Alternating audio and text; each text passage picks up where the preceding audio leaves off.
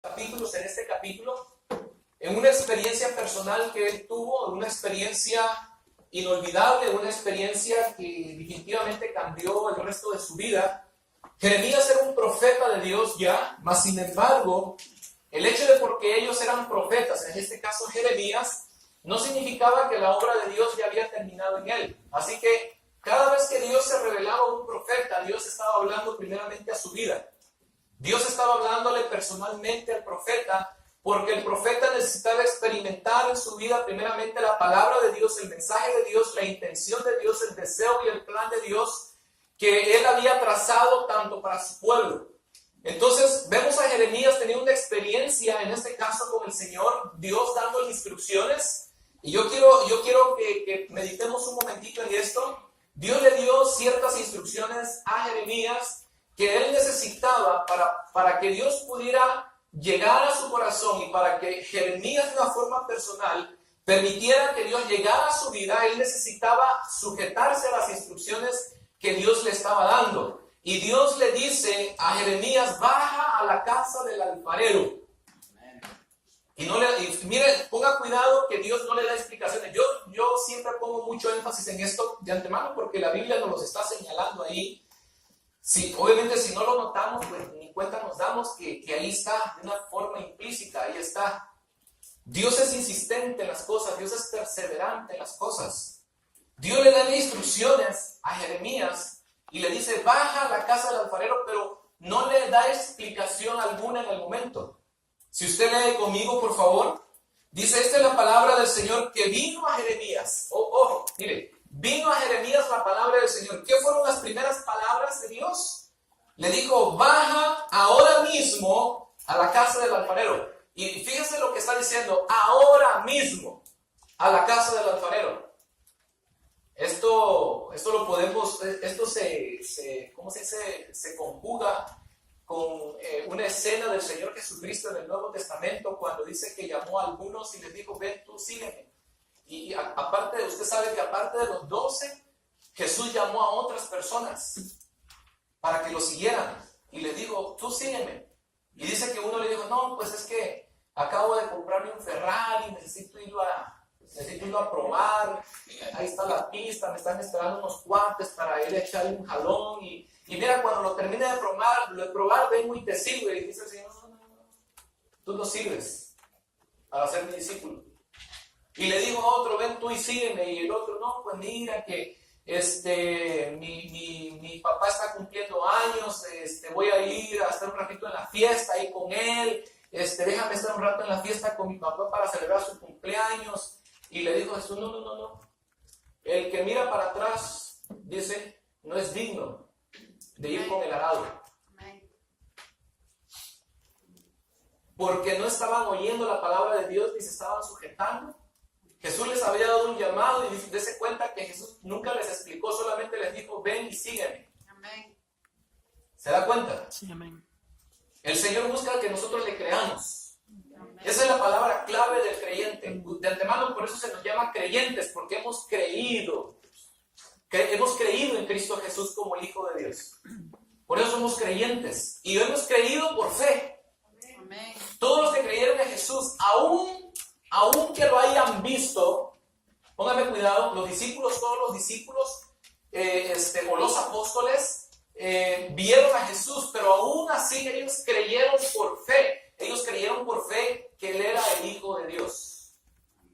Por eso dijo el apóstol Pedro: tú eres el Hijo del Dios viviente. Ellos lo creyeron por fe. Y debemos nosotros creer por fe lo que Dios de antemano nos está instruyendo. Y ahí está el Señor dando una instrucción sin dar explicación. Solo dijo: baja a la casa del alfarero ahora mismo. Ahora mismo, no voy más al rato. Mira, ahorita estoy ocupado, acabo de llegar de trabajar, me voy a echar un baño, voy a cenar, me voy a relajar un ratito. No, le dijo el Señor: ahora mismo. Y cuando Dios dice ahora, es ahora. Amén. Yo me acuerdo con mi abuelo, el papá de mi papá era un hombre así.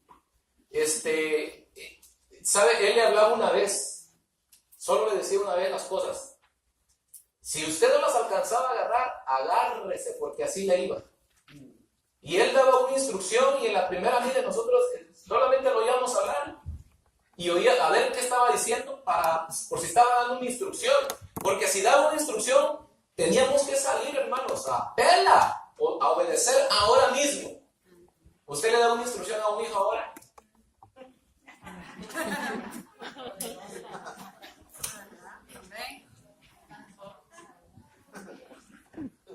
Si se acuerda, a lo mejor hará lo que le dijo o le pidió que hiciera.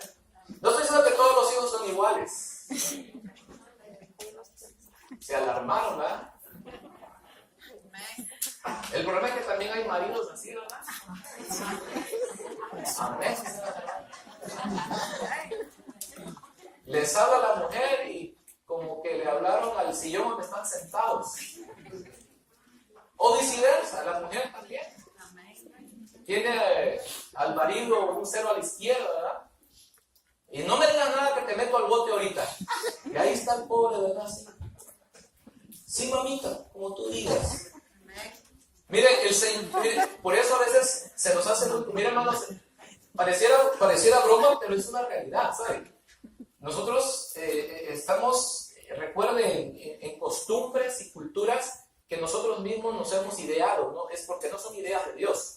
Son muy del hombre, muy egoístas. Entonces, cuando no hemos rendido nosotros esos aspectos de la vida, por eso se nos hace dificilísimo, como dice el chavo, entender lo que Dios quiere de nosotros. Dios, póngame cuidado aquí, en el nombre de Jesús, Dios pide obediencia. Dios pide obediencia. Porque es a través de la obediencia que Dios va a trabajar en su vida. Es a través de la obediencia que Dios va a moldear su vida. Es a través de la obediencia que Dios nos está preparando para la vida eterna. ¿Usted cree en la vida eterna? Mire, yo hablaba el miércoles de la vida eterna.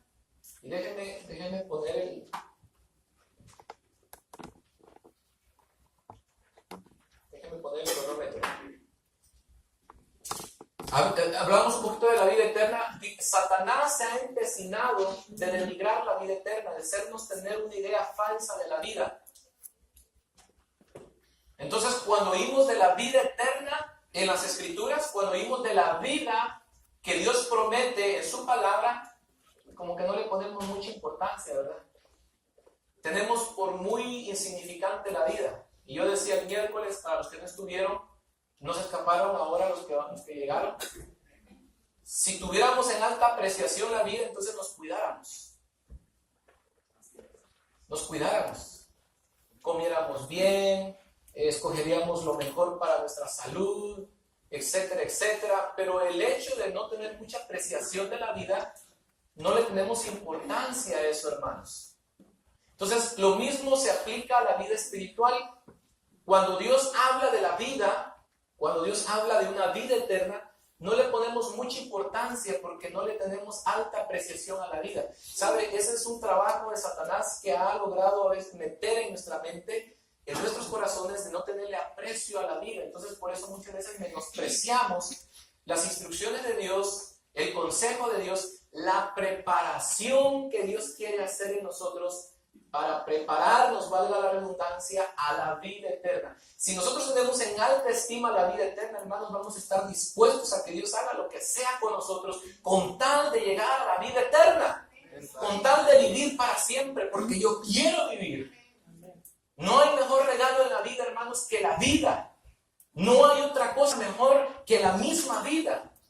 Es maravilloso estar conscientes de que estamos vivos, ¿sabe? ¿Usted sabe que los animalitos no están conscientes? Y esa es la gran diferencia entre un ser humano y los animales. Yo el otro día veía un debate entre unos evolucionistas. Los animalitos no tienen esa conciencia, ¿saben?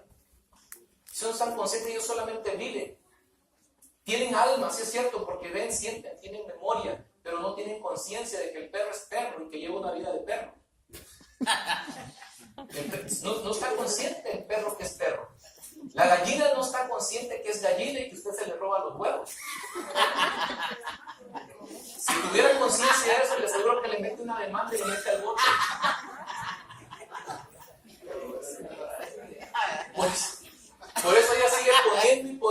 poniendo sus huevecitos y poniendo, porque ella no tiene conciencia de eso. Reacciona a instinto animal, pero nosotros no. Nosotros no. Quítele usted algo a un vecino y verá cómo le va. Porque tenemos conciencia de ello. Eso es lo maravilloso, hermanos. Y yo quiero esa vida. Yo le doy gracias a Dios que soy un ser humano y no un perro. Gracias a Dios que soy un ser humano y no un caballo. Gracias que soy un ser humano y no un burro. O alguna mula, aunque hay muchos burros. Con todo el respeto. Sí sabía que una mula habló, ¿verdad? Y que era más mula que iba arriba de la mula que la misma mula. Eso está en la Biblia, ¿sí sabía? A ver si un día de esto hablamos de eso, ya verá. Pero Dios le da la instrucción a Jeremías y le dice: ahora mismo, ve a la casa del alfarero. Y ahí, y mira lo que dice Dios: allí en la casa del alfarero te comunicaré mi mensaje. Esta mañana espero que usted se haya levantado dándole gracias a Dios y recibiendo la instrucción de Dios en su corazón. Hoy quiero que bajes al templo, porque allí hoy te voy a dar mi mensaje. ¿Me escuchó, hermano? Recuerde que Dios usa las circunstancias y los medios para transmitir su mensaje. Usted mismo puede ser un medio si usted se dispone en las manos de Dios para ese mensaje. En este momento el alfarero era el instrumento que Dios iba a usar para darle su mensaje a Jeremías. Y Jeremías necesitaba obedecer. Si Jeremías amaba a Dios, si Jeremías era un hombre obediente, si Jeremías había creído en ese Dios, si Jeremías estaba convencido de la obra de Dios en su vida, él iba a obedecer sin argumentos, sin reservas, e inmediatamente bajar en ese momento a la casa del alfarero, porque en ese momento Dios le iba a hablar a su vida. Sin más espera. No mañana, ni pasado mañana, ni la semana que entra, ni el domingo que entra. Dios dice: ahora es el día de salvación. Hoy es el día de salvación. No es mañana, es hoy, dice el Señor. ¿Sabe por qué? Usted ya lo sabe. Es que usted y yo no sabemos si mañana amanecemos. Usted va a decir: tengo 34, tengo 45 años de amanecer todas las mañanas. Dele gracias a Dios. Y si usted tiene todos esos años de amanecer cada día con vida, es porque Dios tiene un propósito para su vida.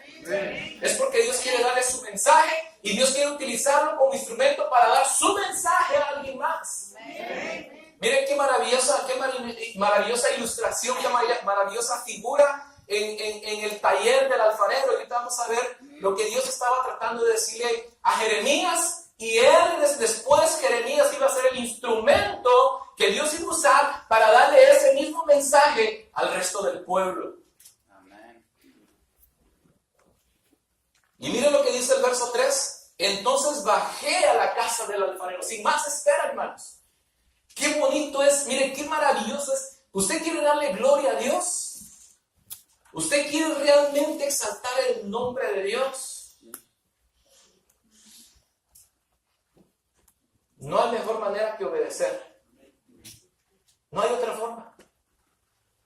Mire, yo digo perdón hermanos, pero insisto en esto, vuelvo a repetir, yo soy músico, no quizás como otros mejores, pero traía la música en la sangre. Y ese fue el medio que Dios usó para, ¿cómo se dice?, meterme a la obra de Dios. Fue el gancho que Dios usó para agarrarme e irme metiendo a la obra de Dios, sin yo tener la menor idea que se acercaba ese momento de aquel llamado que Dios me había hecho desde niño. Pero la música no es la mejor manera de glorificar a Dios. La mejor manera de glorificar a Dios es la obediencia.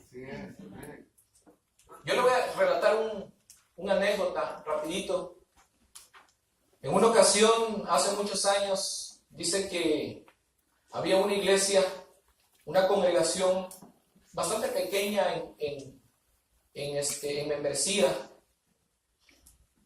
y dice que había un hermano en esa congregación que era el cantante, era el músico, inclusive era el único, no había más. que era el hermano que dirigía las alabanzas. Y dice que el hermano cantaba y dirigía las alabanzas, pero pobrecito el hermano. O sea, tendría cualquier otra cosa, pero no voz, ni para cantar. Era un hermano que cantaba horrible. Mas sin embargo, dice que era el que dirigía las alabanzas. Pero la iglesia fue creciendo. Y conforme fue creciendo la iglesia, empezó a llegar gente, empezó a llegar mucha gente. Empezaron a llegar músicos profesionales a aquella iglesia. Y poco a poco el hermano fue siendo reemplazado por aquellos grandes cantantes y aquellos grandes músicos. Y dice que se hizo una banda musical profesional que sonaba de una manera maravillosa y extraordinaria. Y aquel hermanito se quedó en el olvido. Y dice que en una ocasión el Señor le habló a aquel hermano, a su corazón. Y le dijo: tengo muchos años de no oírte cantar. Y dice que el hermano le dijo al Señor: Señor, pero o sea, que no miras los musicones que hay en la iglesia. Y el Señor le dijo: ¿cuáles músicos? Si desde que tú dejaste de cantar yo no oigo a nadie. Porque Dios ve la obediencia del corazón, hermano. Dios ve la obediencia del corazón. Dice que Jeremías inmediatamente bajó a la casa del alfarero. Y bajé a la casa del alfarero y lo encontré trabajando en el torno. ¿Cómo encontró al alfarero? Trabajando en el torno. Pero la vasija que estaba modelando se le deshizo en las manos. Así que volvió a hacer otra vasija hasta que le pareció que le había quedado bien. Solo vea lo que Dios está usando aquí. Y voy a parafrasear el resto del pasaje, obviamente para empatar el sentido del sermón. La señal en la casa del alfarero, es el tema del mensaje, la señal en la casa del alfarero. Israel se encontraba en una situación como en muchas otras se había encontrado en el pasado, lamentablemente. Se levantaban y caían como la bolsa de valores. Se levantaban y caían, hoy se levantaban y mañana estaban en el suelo, se volvían a levantar y al otro día estaban en el suelo. Así era la situación del pueblo de Israel. Y en los tiempos de Jeremías era una situación complicada, una situación de idolatría, una situación de escepticismo, una situación de frialdad en el corazón de Israel. Se habían apartado de Dios, habían escogido otros dioses menos al Dios verdadero. Ofrecían sus ofrendas, sus holocaustos, ofrecían sus sacrificios, ofrecían su adoración a otros dioses. Y Dios dice que llegó esa frialdad al trono de Dios. Y Dios se entristeció, se molestó con ellos, porque Dios desde antes que los sacara de Egipto les había advertido que cada vez que ellos se olvidaran de Dios, calamidad vendría a la vida de ellos. Y leímos que el Señor dice que ya había planeado Dios una calamidad para ellos por la condición en la que se encontraban. Posiblemente Jeremías ha de haber pensado en su corazón: para nosotros no hay remedio, no hay salvación, Dios nos va a destruir, porque Jeremías estaba consciente de la situación en la que él vivía, de la generación que le había tocado vivir. Era un hombre que amaba a Dios, mas sin embargo no se escapaba de eso. ¿Saben por qué? Porque él pertenecía a ese pueblo. Esto es bien importante, hermanos. Jeremías sabía que era parte de ese pueblo y que aquella calamidad que iba a venir al pueblo de Dios le iba a afectar a él también, por ser parte del pueblo de Dios. Él no se escapaba. Y miren qué interesante, porque Dios no hace acepción de personas. Dios no hace acepción de personas. Y bien dice la Escritura a través del apóstol Pablo, si se recuerdan, cómo el apóstol Pablo, inspirado por el Espíritu Santo, hace la figura de la iglesia como el cuerpo humano. ¿Lo ha leído? El apóstol Pablo compara la iglesia con el cuerpo humano. Y dice, si alguna parte de nuestro cuerpo se ve afectado, todo el cuerpo lo resiente. Todo el cuerpo se ve afectado. Usted hace un martillazo en el dedo y ya verá que al rato no se le acaba con la temperatura, con infección y le pega a todo el cuerpo ese pequeño dedo, le pega a todo Y dice la Escritura que así es el pueblo de Dios, así es la iglesia, así es la familia de Cristo. Si hay una situación que no le agrada a Dios dentro de su pueblo, todo se ve afectado, todo. Amén. Y Jeremías estaba consciente de ello. Mas sin embargo Dios le da la esperanza a Jeremías. Mire, este es el Dios de esperanza, hermanos, que a pesar de que las maldades a veces nosotros las hacemos inconsciente o conscientemente, Dios no toma en cuenta nuestras maldades. Dice que su gracia y su misericordia son más grandes que su ira. Y Dios le da esperanza a Jeremías, porque Dios le dice, no haré así con el pueblo de Israel. El pueblo de Israel es una vasija en mis manos. Ahorita estábamos cantando un canto que habla más o menos acerca de eso. Que estamos en las manos del Señor. Señor, transfórmame. Señor, cámbiame. Señor, moldéame. Hazme. Estábamos cantando eso y yo vi que muchos de ustedes, la mayoría, estaban bien inspiradotes así. Porque de antemano eso es lo que Dios quiere en cada uno de nosotros. Somos una vasija, hermanos. Mire, fíjese la descripción de Dios en esta figura. Dice que Jeremías encontró al alfarero en el torno trabajando con la vasija de barro y mientras la hacía se le deshizo la vasija de barro. Pero dice que cuando se le deshizo la vasija de barro, el alfarero no se desanimó, no se desmotivó porque se le había deshecho.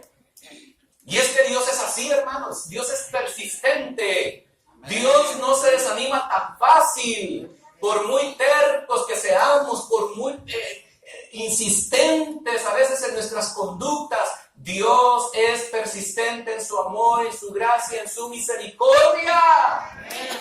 Gracias a Dios que tenemos a un Dios que es lleno de gracia y misericordia. Ahora vean lo que sucede aquí. Y hay una enseñanza tremenda aquí. Porque dicen que volvió otra vez a hacer del barro la vasija. Pero ahora vea. ¿Usted ha visto alguna vez un alfarero trabajar en esos tornos? ¿Cómo van dándole forma a lo que ellos quieren hacer? Pero a la misma vez van quitando lo que no les sirve a la formación, lo que está de más. En la formación de lo que ellos quieren hacer, van ellos quitando y todo eso cae al piso, va quedando el piso como basura. Y va moldeando y le va dando la forma y va quitando y si necesita poner, le pone y quita y le pone. ¿Y sabe qué es lo que Dios está haciendo en nosotros? Dios, conforme nos va moldeando, Él va quitando. Y si pone lo de Él. ¿Me escuchó? Pone lo de Él. Pone lo que necesitamos a nuestra vida. Él va quitando, Él quiere quitar. Pero mire, hermanos, a diferencia de la vasija, porque nosotros somos la vasija, el alfarero es Dios. Pero hay una gran diferencia entre la vasija y nosotros. Y es lo que le hablaba hace un momentito. La vasija no tiene voluntad propia. La vasija es un objeto inanimado. Y el alfarero la puede formar a como le dé la gana. Escúcheme esto. El alfarero la puede moldear a como le dé la gana. Incluso si seguimos leyendo ahí el pasaje, usted encuentra que Dios le dice a Jeremías, la vasija no le dice al alfarero, hazme así. Quítame estos rollitos de aquí para verme así. Y ponle más masita aquí así, para que me dé así. Y así los hombros así, para verme bien machote así. Ay, no me olvido las piernas porque sin piernas se ven feo. Ponme tantitas aquí así. Dice, la vasija no le dice al alfarero, fórmame como yo quiero. No hagas una vasija, hazme un vaso. No me hagas un vaso, hazme una jarra. No me pongas flores, ponme mariposas. ¿Sí está convencido que no como lo estoy diciendo yo le estoy poniendo un poquito de salsa, Pero prácticamente no es así como muchas veces actuamos. A diferencia de la jarra, esta esta jarra tiene voluntad propia, tiene inteligencia y tiene decisión. La jarra solamente, el lodo, ¿sabe que nosotros éramos lodo antes de conocer a Cristo? Se repite, en nosotros se repite el principio de la creación. Cuando venimos nosotros a Cristo, se repite el principio de la creación. Por eso dice la Escritura, nueva criatura somos en Cristo Jesús. Somos nueva creación. Amén, amén, gloria a Dios. Amén. Yo no sé si usted sabe las dimensiones de eso, la seriedad de ese asunto. Somos nueva creación. Entonces, cuando nosotros venimos a Cristo, Dios está empezando a repetir el ciclo de la creación en nosotros. Estábamos desbaratados y Dios del lodo nos empezó a formar.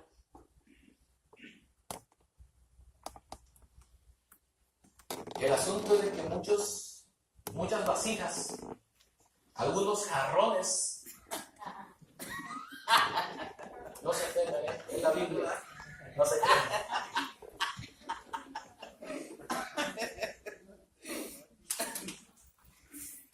Están aferrados a que la vasija le está diciendo al alfarero, quiero que me hagas así.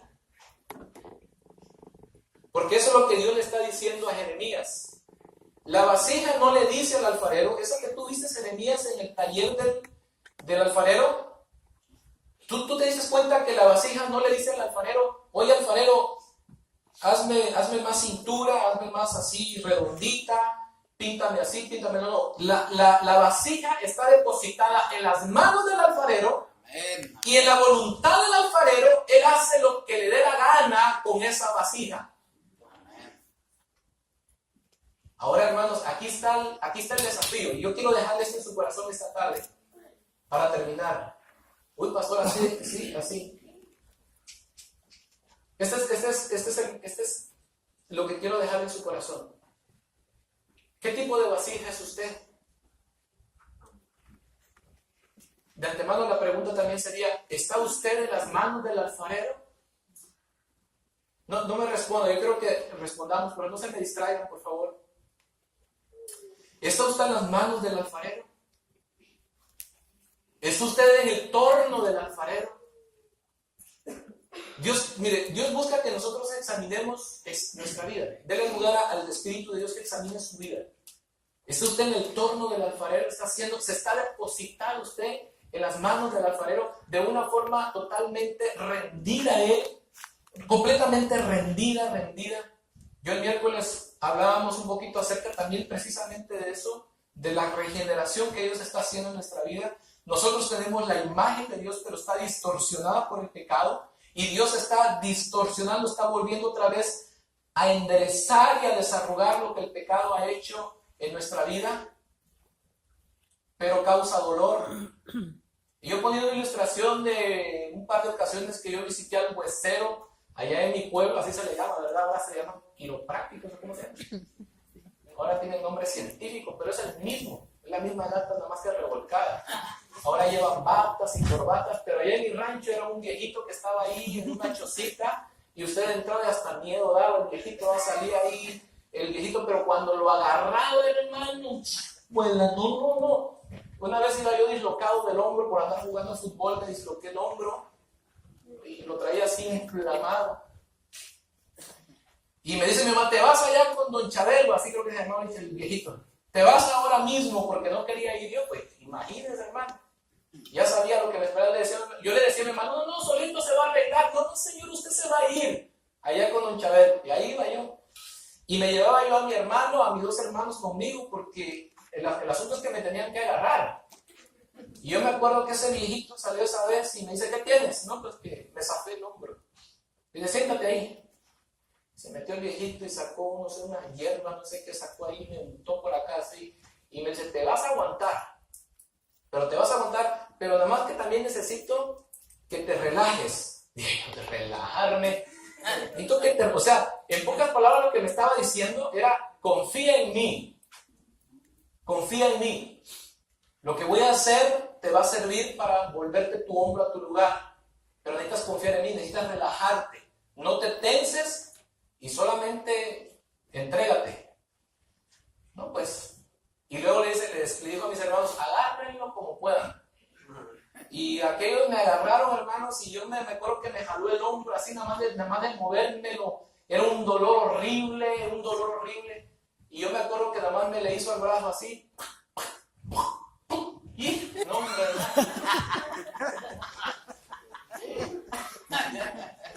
pero ¿sabe qué? Lo que me sirvió en esa ocasión, que traté de seguir las instrucciones que me había dado.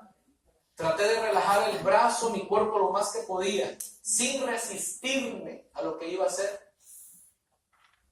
Y fue la razón por la que me regresó mi hombro a su lugar. ¿Sabe que Dios así está trabajando muchas veces en nosotros? Él dice, confía en mí. Señor, pero es que eso me duele, mira, te lo traigo de toda la vida y renunciar a eso. Yo he escuchado de personas que dicen, es que yo no me consagro al Señor porque nomás me consagro y se me empiezan a venir las cosas, pero tremendas. No, es que si yo me consagro al Señor, yo tengo que renunciar al amante que tengo que renunciar a la cervecita, tengo que renunciar al chisme, tengo que renunciar a la tranza, porque si no, no avanzo, y ahí se la llevan. Sí, hermanos, miren, son cosas, son aspectos que nosotros traemos por naturaleza, pero que no son de Dios. Amén. No son de Dios, así lo enseña la Biblia. El apóstol Pablo le dijo a los hermanos de Corintios, el que robaba, que no robe más. Y robar no necesariamente es que yo me vaya a meter a esa tienda de allá enfrente, hermano, seré un tonto. Miren, ahora le roban en su nariz, así, descaradamente le roban y usted ni cuenta se da. Usted empieza a comerciar, a hacer negocios, y ahí el que le está comerciando, yo le decía a algunos hermanos líderes que tienen sus negocios, ustedes deben de dar el ejemplo. Ustedes deben, como hijos de Dios, ser honestos en sus negocios, porque a través de las transerías estamos robándole a la gente. Usted como trabajador debe ser honesto en su trabajo. El apóstol Pablo también toca eso, ¿sabía? El apóstol Pablo le dice a los esclavos, que en aquel tiempo eran esclavos los trabajadores. Hoy no hay mucha diferencia, solamente la disfrazaron un poquito, pero lo mismo, la gente está esclavizada. Pero el apóstol Pablo dice, ustedes esclavos, dice, sean honestos cuando trabajan con sus amos. No nada más trabajen cuando los vean. ¿No es cierto? Están en el trabajo y bien trabajadores, ¿no? Se mueven de aquí y allá. Nomás se ve el trabajador, el patrón y... o le bajan al porcentaje. Eso es robar, hermanos. Usted lo va a creer exagerado, pero eso es robar. Y Dios quiere tratar con esas cositas. Moldeando, quitando. A ti te falta carácter, te pongo un poquito más de carácter. Te falta sabiduría, te doy sabiduría. ¿Usted cree en la obra de Dios? Póngase de pie, por favor.